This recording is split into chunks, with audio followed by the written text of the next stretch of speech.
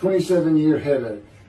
Chapter 5 of the life of God's righteous servant of Isaiah 53. The same year I graduated from law school in 1982, my son Justin was born. In 1985, my daughter Brooke was born. And in 1988, my youngest child and daughter, Laura, was born. I was making good money, though I expected a lot more, in my first job with a law firm that specialized in collections. I also tried my first civil case, which, while working there, which was a nerve-wracking event, first trial. The first day I entered the courtroom, the judge asked me if I was a law clerk. I had a very youthful appearance, though I was 28 years old, not 20, common age for a law clerk. My youthful appearance in junior high school and high school with my long, wavy blonde hair, I usually kept in a ponytail, had way too many people tell me I looked like a girl. It is interesting though, at least to me, not one person in my entire life has ever said anything about my disfigured arm. I must have looked like a girl who would beat on you if you did it. When I got mad, there was no hiding it. You could see it in my face and hear it in my words. When I was 28, Brooke was born. I tried my first civil case, and the bane of my existence on earth began. A never-ending headache that I generally thought to be associated with post-traumatic stress disorder. I had terrible nightmares from my youth, but now I seem to have begun grinding my teeth, causing the temporal mandibular joint, TMJ, to ache terribly during the day, and the whole side of my head, the muscular, I don't know what you call it, but underneath the skin of the skull, was always real tight, a tightening of the muscles. It was difficult to even talk to people at some points. For 27 years I had that headache. I tried everything, even surgery on the TMJ, and another surgery where the doctor severed my upper jaw and then trisected it from my skull and spaced it to fit my lower jaw. All to no avail. I could not stop the nightmares and the grinding of my teeth. Mouth guards helped my teeth, but the pressure was still there. I literally feared going to sleep. I didn't want to wake up the next day sometimes because I knew how bad the pain would be there again. It completely ended my dream of being a trial lawyer. So I got an associate position in an oil and gas firm and began learning how to prepare title opinions for oil and gas companies on tracts of land they plan to drill on. Basically, a title opinion is you start from sovereignty, which is when the state granted the land to someone, usually great, large tracts of land, and from there you get parceled out and cut up, and I'd be chasing one small tract within a very large one almost 200 years ago, in the early 1800s, and I would have to create genealogical charts of heirship, for people who died without a will, and they had to know who the family members were, and I got very good at it, and I really enjoyed it. I'd go to small towns throughout Texas and into their courthouses where they would keep all the records of every transaction, of every piece of land in the county. But anyway, there's an awful lot to it. I do go into it in some detail in the book, but I'm not going to for this video.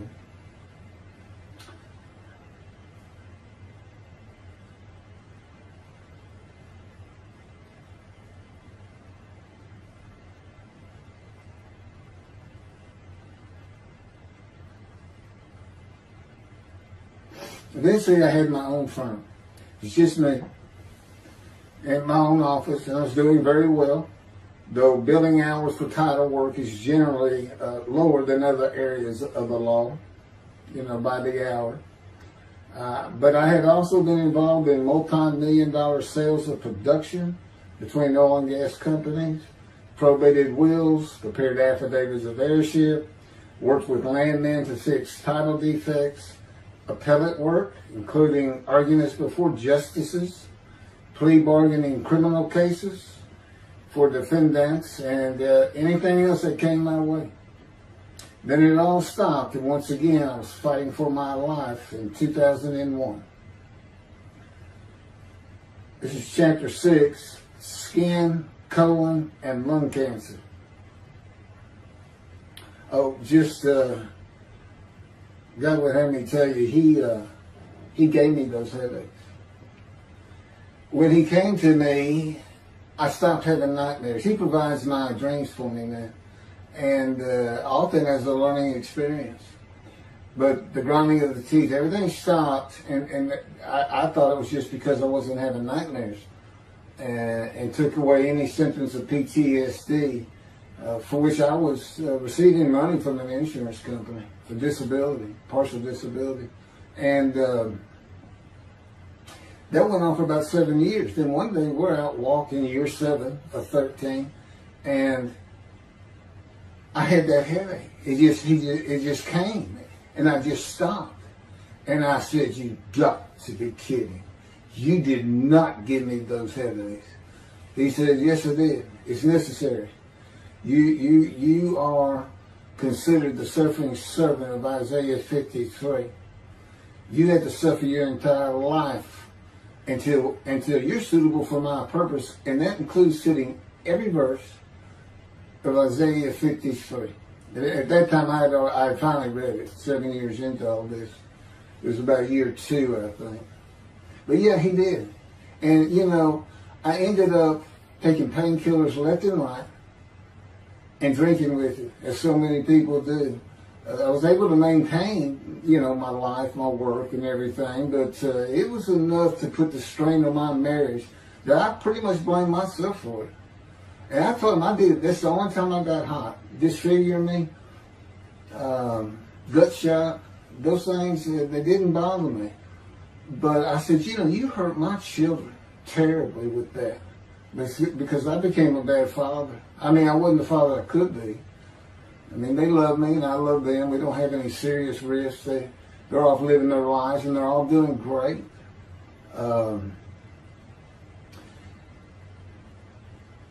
But if they consider themselves anything, they're Christians. And although I don't think any of them are overtly religious, or that they're in church every Sunday or anything like that. But when I started going to the conservative synagogue here in town, and I told them I was converting to be Jewish, they're pretty much just saying I would be a Jew, I guess. I'm not sure, or that I didn't believe in Jesus was probably more of it, God says. But really haven't talked to them much at all in 7 or 8 years. So, but anyway, so God gave me the headache just to make sure.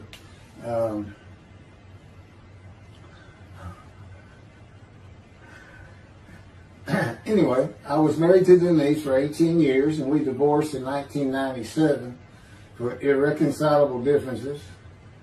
We agreed that she maintain custody of the children. The first to leave was Justin, and he came and lived with me. Then Brooke started getting in trouble, who is as tough as she is beautiful. Her mom's very difficult to get along with. Justin was a lot like me at his age, and trouble followed him everywhere he went. Like me, he was hard to talk to, and like me, his getting out of high school was a coin flip.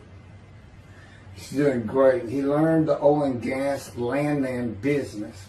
And I helped him out as much as I could, and friends of mine helped him out even a lot more. And he's very successful now. Married, no children. Laura's married, no children. She's got a great job. And Brooke is married with 2 children. I have 2 grandchildren. Long life, see his children. You'll see what I'm talking about, long life, when I get to the lung cancer that God chose to crush me with. Something had to be done, and to make matters worse, Denise had met a man and they were going to get married. But he didn't want Brooke. to be part of their new family, or Justin for that matter. He wasn't going to go stay with them anyway. Now, I had 2 of the children, and she had 1, but all still in her custody according to the divorce decree. So anyway, I stopped paying child support on those 2, but had not gotten around to the proper revision of the divorce decree when I took Justin and Brooke with me to live on the Big Island, Hawaii. Laura came with us to visit for a month. This oversight on my part resulted in Denise and now her 3rd husband filing papers in divorce court for past child support for all 3 children, for the time I had begun paying her 1/3 of the original amount. I represented myself. I had won contempt of court and was locked up for a day, but I never had to pay that money. By verbal agreement, I sent Laura back exactly 1 month later. I could not leave her out, and I wanted her to see where her brother and sister would be living. They were all so close and protective of each other, and still are to this day. And she was so sad. One of the hardest and emotionally painful things I have ever done was put her on the plane back to Houston. I can't think of anything else. The backdrop to moving to Hawaii was my firm was in dire need of new work, but the oil and gas industry was down. It's always up and down, and my clients were not drilling. A landman I knew called and said his sister in Hawaii, a brilliant eye doctor, but not a good businesswoman, needed help resolving creditor issues stemming from her new offices and equipment purchases. I told him it was a good time for me, as things were slow, and who's going to turn down a free expense trip to the Big Island, Hawaii? So I went and took care of everything without charge, but of course everything was paid for. When I came back to live in Hawaii at the urging of the doctor that I had helped, who did not like the look of an abrasion on my chest, and it had been there for years. I was examined by a friend of hers, and it was cancer. I don't remember what the doctor called it. He removed it in surgery with a 6-inch diameter circular cut, and it was not malignant. I could practice in just about any area of the law, and all I had to do was pass the Hawaii bar exam, one of the toughest in the nation. While studying for the bar, my body, all at once, in a moment, told me something bad was wrong with me. I had been running, swimming, and riding my bike everywhere I went, letting Justin have the car, and had been feeling good and strong. In a moment's time, I was weak and sick while grocery shopping, and there was a pain in my belly and my abdomen. I did not know it, but a large tumor in my colon had burst through my colon, and I was bleeding internally. I did not go to a doctor, which I guess is my nature. That, and I did not have medical insurance. Anyone asking anyone for help unless things were at a critical stage, such as a bullet wound, was something I couldn't do. There's all kinds of personality disorders. I thought surely it would pass, and decided to just give it time and bear up to the abdominal and belly pain. I continued studying and took the Hawaii bar on Oahu and Honolulu in the summer of 2001. I had lived in pain for so many years from my headache, and passing the bar was so important. I just kept going day by day. Pain was getting worse, and but I kept exercising. It was the only time I didn't focus on the pain. I had always been a fast healer, and I thought in any day it would just go away. I finally could no longer take it. Brooke, it turns out, was in Houston visiting with her mom, and I left Justin at our little, we called it the Little Green Shack. There wasn't much to it. We weren't there very often, really, except to sleep. And went to Houston to find a doctor for diagnosis, staying at my parents' townhome, which is where I'm at now. I had allowed my major medical insurance to lapse using premiums for child support when things had gotten lean. I just needed someone to tell me what was wrong. I would find a way to take care of whatever the diagnosis was. Early September, I was close to dying, lying on the floor of a dingy apartment of a friend who traveled for work. I could no longer get up to even try and get medical help.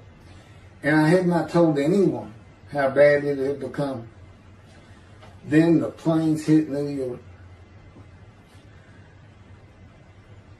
Seeing how grief-stricken so many relatives were on the news, I began to think for the first time how awful my children would feel when they found out how and where I died all alone. So I asked my father, again, it's hard for me to ask people for things, for the money to pay for a colon examination that had been suggested by a doctor at one of those clinics you find in a strip mall, the only places I could afford. The doctor who performed the colonoscopy finally found what was making me so ill and unable to eat. A malignant tumor 6 to 8 inches long that had burst through my colon, and I was bleeding internally. You know, I come out of anesthesia, partial anesthesia, and he's holding this picture, and there's this great big purple blob, and he says, I couldn't get the scope past this. It's not a good way to wake up. To say it crushed me in my life is an understatement. The pain, the weight loss, inability to eat, all I could do was drink calorie drinks. Began about 4 months before the colon examination. That was 4 months of sheer pain.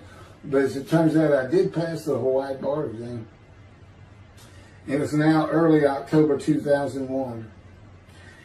The doctor told me, look, you don't have insurance. Go to Bentop Hospital. That's the hospital I went to when I got gunshot. I prefer gut shot. It sounds better. It is, man. And he gave me the pictures from the procedure showing what he could not get the scope past, just shaking his head and saying, you should have come in much earlier. So I went to Bentop thinking I was here in 75 on October 5, dying, but I did survive. And here I am again on the first week of October 2001. I showed you pictures to the admitting nurse. Instead of them sending me to the waiting room, she just looked at me and she said, this is a public hospital. I mean, you can wait all day long to have a cold check. She looked at me and said, why did you wait so long?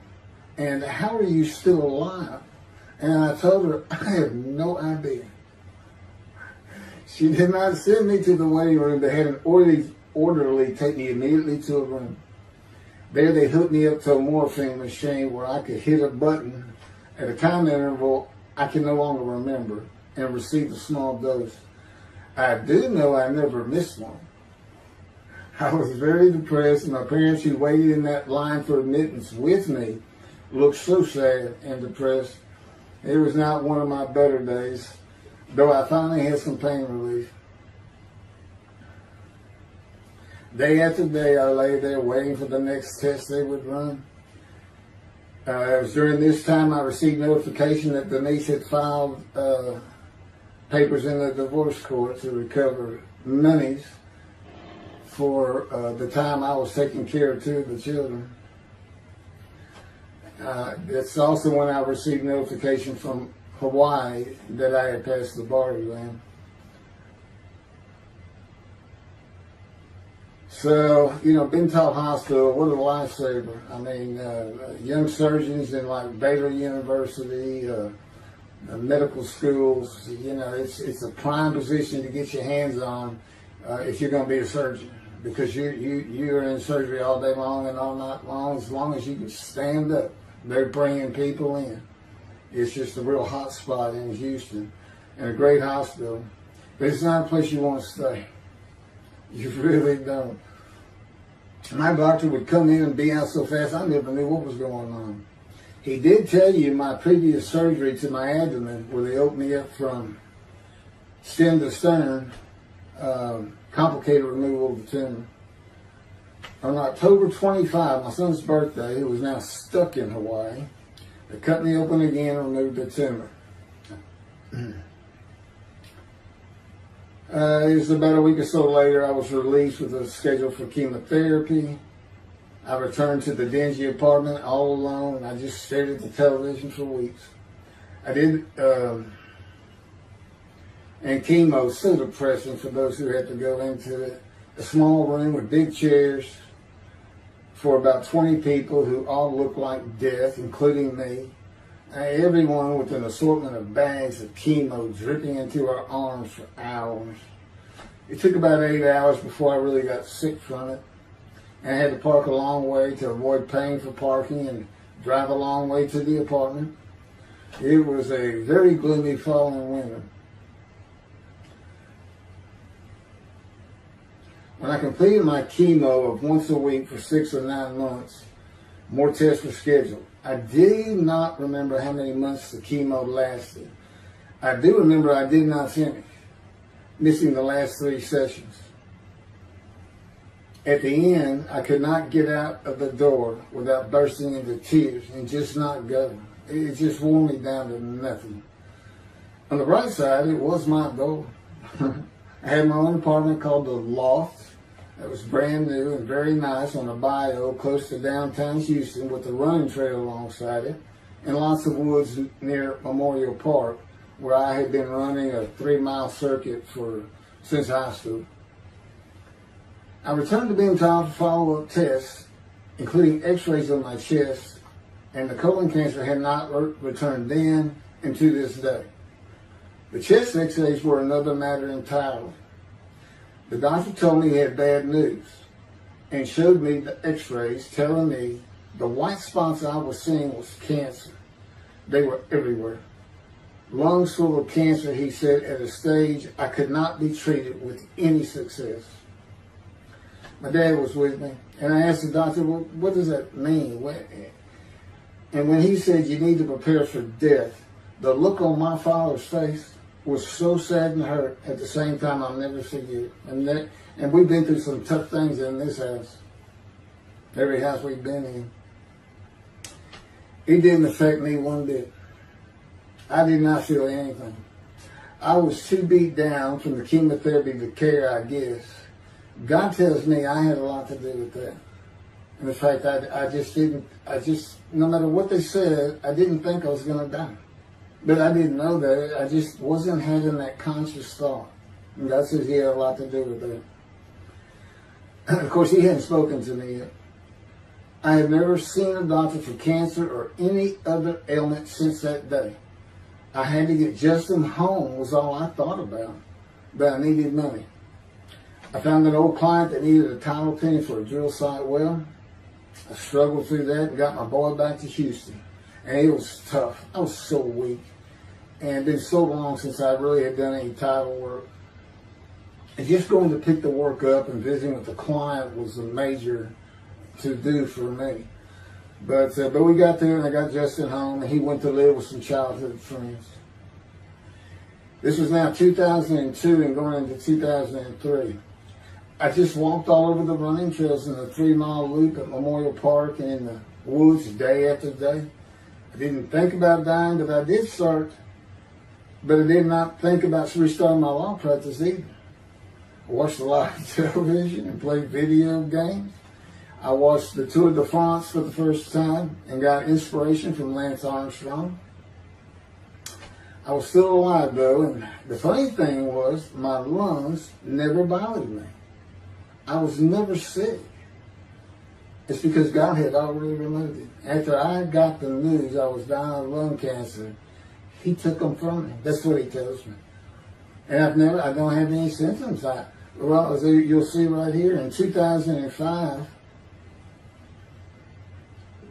I picked up some title work here and there and made an office out of my loft. I bought my first motorcycle, soft-tailed lowrider Harley Davidson. First time in many years I was happy. I love riding that bike.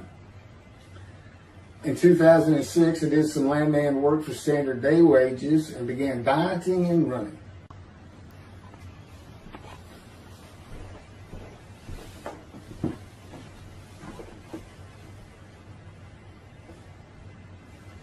once again, my camera only goes for 29 minutes and 59 seconds, and I'm going to back up just a little bit.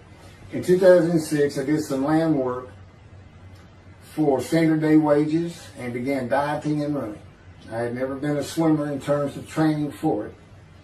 I love the water and swimming, but I never trained with laps at different paces and various distances. Mostly because I was so slow, because of my right arm. I was reaching an age, though, where endurance in my running was more important than speed. And so endurance swimming was too. In Hawaii, I had seen the athletes come to Kailua Kona, where we live and where the Ironman triathlon begins and ends.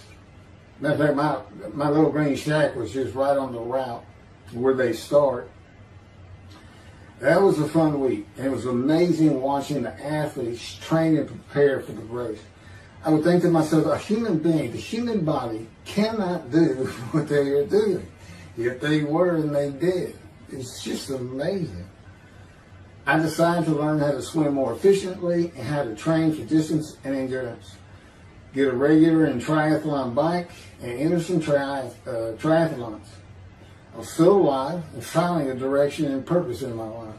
Training every day for long periods of time. It really helped with my headache and I slept better. In 2007, I signed up for the March 30, 2008 Lone Star Half Iron Triathlon in Galveston, Texas, and the October 5, 2008 Longhorn Ironman 70.3 in Austin, Texas. You cover 70.3 miles, and you got to do it under 8 hours. And I did real well in the first one. As far as my time, it's 7 hours and a little bit, but I barely made it without disqualification in the one in Austin. And it was primarily because of the hills. It's this very hilly area in central Texas, I guess. But I did make it, and swore I'd never do another one. But I did it after the first one too. It's tough. My insurance was still paying for my inability to work, primarily based on the headache and a diagnosis of PTSD. So I was not working, and I got real serious in training to swim the 1.2 miles in the ocean, and that would be in Galveston and in a lake in Austin, 56 miles on the bike, and a half marathon, 13.1 mile run. That's what I was able to do with a diagnosis in 2001 of lung cancer that could not even be treated, stage 4. And that's just about impossible. It would take a miracle of God for that to happen, because generally you're going to die within 1 year. They say if you get lucky with good medical treatment, you might make 5 years. But 1 year is the standard, if you can make it that long. That's my proof that I offered myself to guilt for God. Because you can't, it's not something provable. All you can do is show the results of that offer. And again, guilt's an emotion. I got way too many videos and everything to get too detailed on it. But that is the proof. You know, I got the colon cancer 20 years ago when the planes hit New York. And it was 2000. Oh, that was 2001, right. Too many things go through my mind when I start thinking about those cancer years. But God, He removed it. He had something for me to do, but that's verse 10. God chose to crush him with disease. And as I've mentioned, the reason He chose that is to show that I was blemished, defective, could not possibly be an offer for sacrifice, because He knew what the Gentiles were going to do. They were going to put an unblemished lamb in there and call the Jewish people's Bible their own, and use the laws of Leviticus, not unlike Mr. Toby Singer and his 6 million blemished ram sacrificed by Hitler, the righteous servant of God. How that seems to read. He's welcome to respond any way he wants to that. But it's on the video, it's in the book, it's in quotes by him. It's from his midrash, from his site. And he said, share this with everybody. Everybody can take it and just share how great my knowledge is. Well, it's lacking in some areas. There's any question he's an intelligent man. But his reasoning capabilities, in my opinion, at least as to Isaiah 53, are severely wanting. I am that man.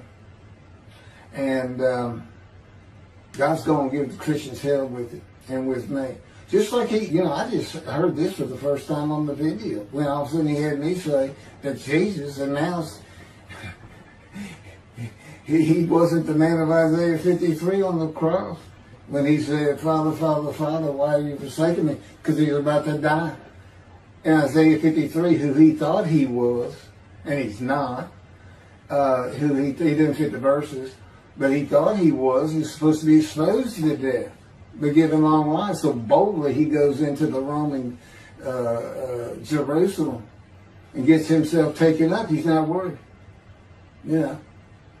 Delusional, yeah, maybe, but as far as I'm concerned, he's nothing but a story. He never existed. And the story starts with the Essenes of the Red Sea Scrolls and the teacher of righteousness.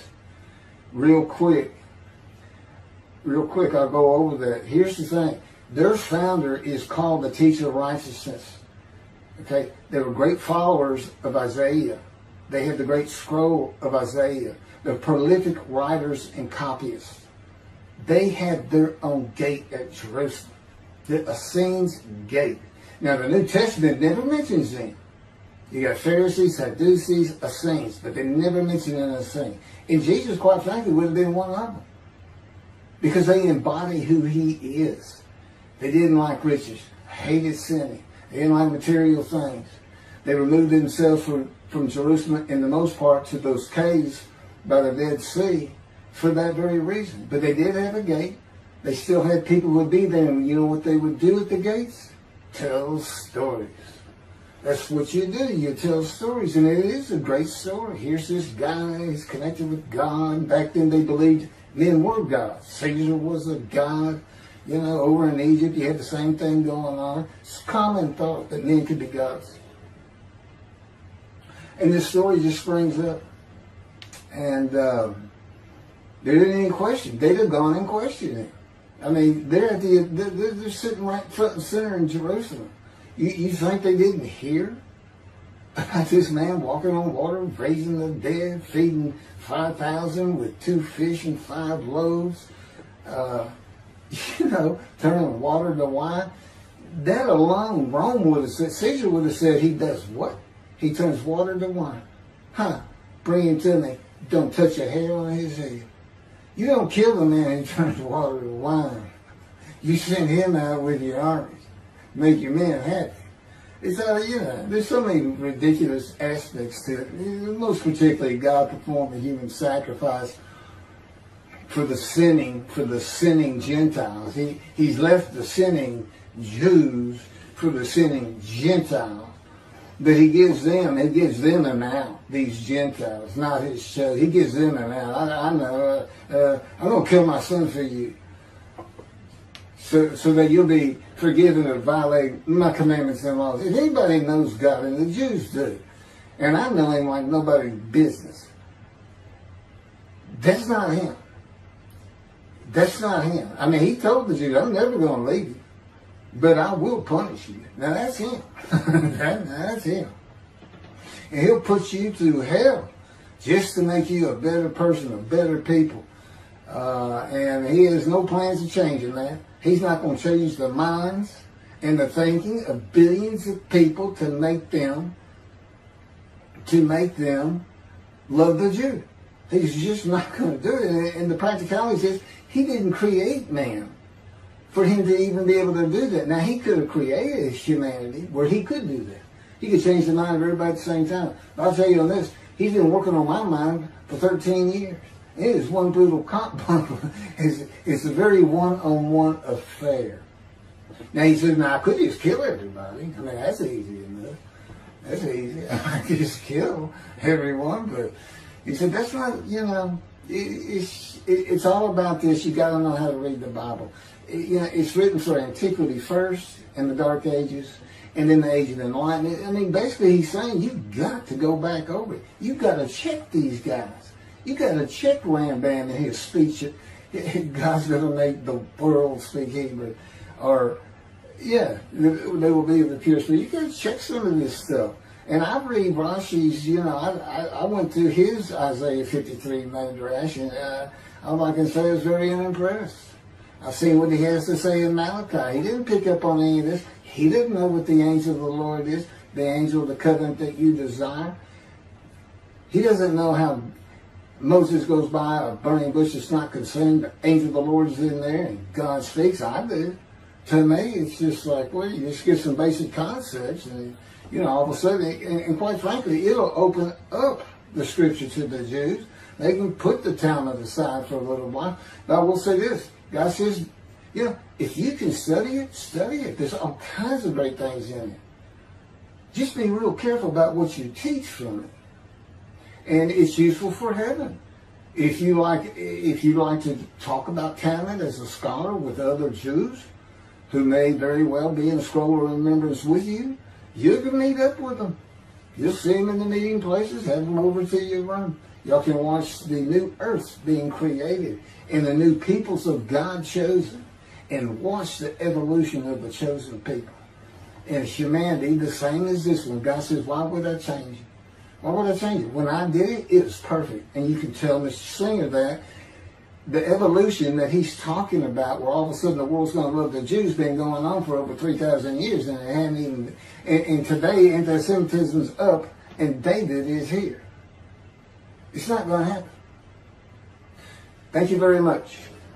I will be doing. Was that 5 and 6? Yeah, that was 5 and 6. Now the book picks up at chapter 7. It's on a video when God first speaks to me. And it's very interesting. And we'll still be putting some videos out.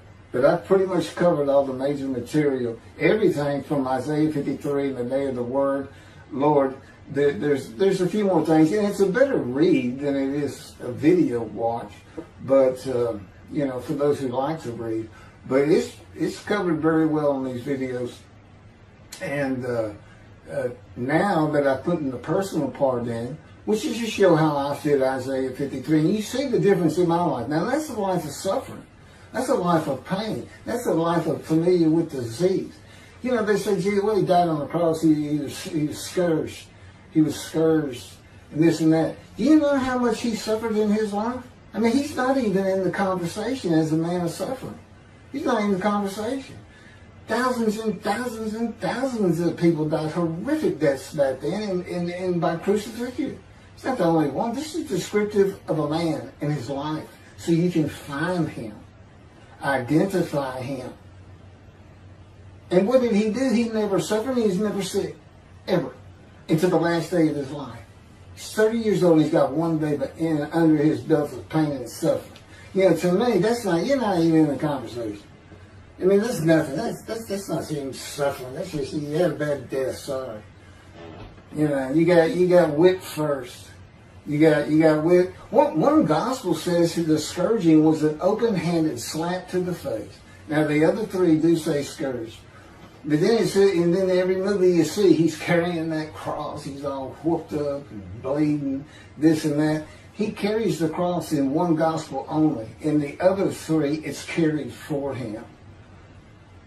And then he's on the cross, and what does he do? Father, Father, why have you forsaken me? And then the gospel says, one of them, and then he gave up the ghost. He gave up and died. I laid in the back of an ambulance for 8 hours, doing everything I could in my power to stay alive. Just gave up the ghost. There's another video where we make that a little bit more humorous. Anyway, thank you for listening, and I guess that's it. Thank you.